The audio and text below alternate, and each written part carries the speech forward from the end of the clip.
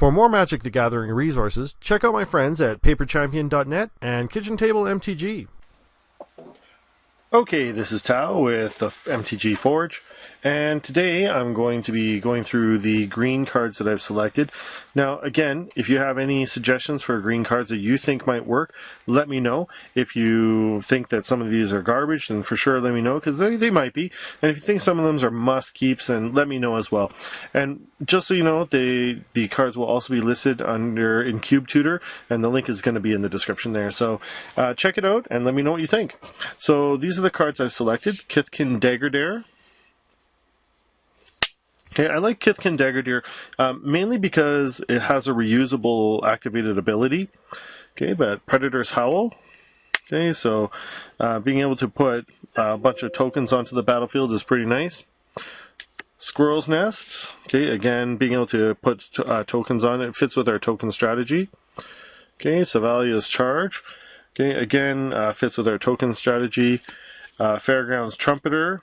Okay, again, fits with the +1/+1 counter. Narnam Cobra. Okay, so again, it's a colorless, but it activates for green, so I count it as a green, right? But being able to get a 2/1 that could become Death Touch at any time is actually pretty sweet. Kujar Seed Sculptor. So this one, again, put a +1/+1 counter on target creature. So again, if you combine those with like a Maul Drifter, for instance, and go green-blue, then you could get multiple +1/+1 counters. Okay, so takedown is just removal for flying, and there's actually quite a bit of flying in the other colors, so that might be a good one. Arborback Stomper. Okay, Urban Burgeoning, Beastcaller Savant. Okay, being just a mana dork. Oh, actually, Beastcaller Savant is a rare, so we will take him out. All right, Silhana Ledgewalker. Okay, and let's see here. Sakura Tribe Elder, Glade Cover Scout. So these are basically the 1/1 hexproof, like Bogles type cards, but I'm not sure because we don't really have any auras, so the Bogles strategy might not work very well. Invigorate is actually pretty cool because usually this is used for like a Legacy Infect or something like that, but being able to pay by giving an opponent 3 life, like what you could do is create a political situation in the game by giving one of your opponents 3 life, but then attacking another opponent with it. So like you could ally yourself and help someone else out or whatever. And I think this might make for some interesting play. Titanic Growth, pretty standard. Mutagenic Growth. Keen Sense is an interesting aura. Experiment 1 might be nice, and it fits with the +1/+1 counter theme. Spider Umbra. Retreat to Kazandu. Now, again, with the landfall cycle, it's pretty nice because you're going to get repeated value from this card. Naturalize, okay, just more removal. Nature's Claim. Rancor is always nice because Rancor, if the creature you put it on dies, you get it back into your hand, and then basically you can cast it again, so it's reusable. Dragon Scale Boon, so again with the +1/+1 counters. Okay, let's see, Karametra's Favor, just to create a mana dork. Landfall ability with Jadi Offshoot. Curse of Predation. Okay, this one could actually be really good. When a creature attacks enchanted player, put a +1/+1 counter on it. So what that would encourage you to do is put this on one of your opponents, and then everyone would want to attack him so that they could get the +1/+1 counters on their creature. Dozen Eyes fits with the token. Strategy. Night Soil. I'm not sure about this one. Okay, it fits with the token strategy, but I don't know. It's okay. Presence of Gond. Okay, again, token strategy. Karametra's Acolyte. This kind of is more of a devotion card, but it could also fit with, it basically is an amazing mana dork, eventually. Sedge Scorpion. Now, Sedge Scorpion is not really that special, but it's a 1/1 with Death Touch. Like a 1/1 for 1 is already good. Death Touch is, makes it a good, good card. And I don't think you'd be sad to draw this even late game, but another Invigorate, I'll put that away. Okay, Reclamation Sage. Again, anything that allows you to have recursion is pretty nice. Regrowth. Okay, so again, returning a target card from your graveyard to your hand. Force Adaptation. Okay, that's what fits with the counters theme. Acidic slime. Okay, so that's kind of removal. Giant growth. Deadly Recluse is basically the same as that other spider that we saw, except this one has reach. So it's 2 mana, 1/2 with reach and death touch. So again, a pretty good defender.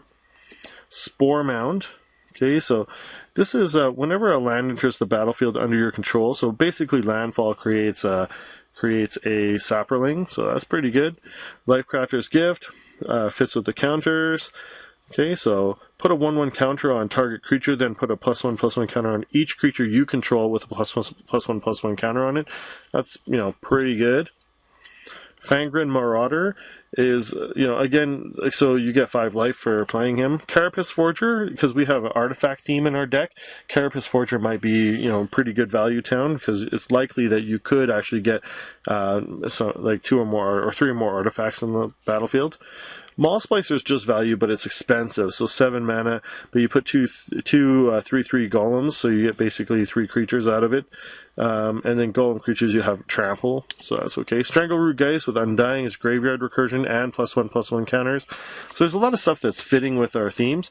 Jade Mage, so being able to use up any extra mana you might have, put a green Sapperling, especially if you combine this with some mana dorks that we have in there. Drove of Elves, okay. This one again is basically can't be the target of spells or opponents. So basically, as a hexproof, but its power and toughness is equal to your devotion, essentially. Treefolk Harbinger. This would tutor for a forest because we're not really playing too many treefolk, so I'm not sure about this one. I guess if we include Guardian of Cloverdale, then it would be okay. So this one, 7 mana. It's okay. You get a 4/5 and then 3 white Kithkins. Deadwood Treefolk, so Vanishing 3. A Howlpack of Estwild. So again, now we're getting into, now we have a werewolf. This is just kind of a value card, alright? So, it's Villagers of Estwild, and it transforms into Howlpack. Alright, so Loam Dryad. Okay, so that's basically tap an untapped creature you control, add 1 mana. That might not be good enough to have here. Obsessive Skinner I actually kind of like. When he enters the battlefield, put a +1/+1 counter on a target creature.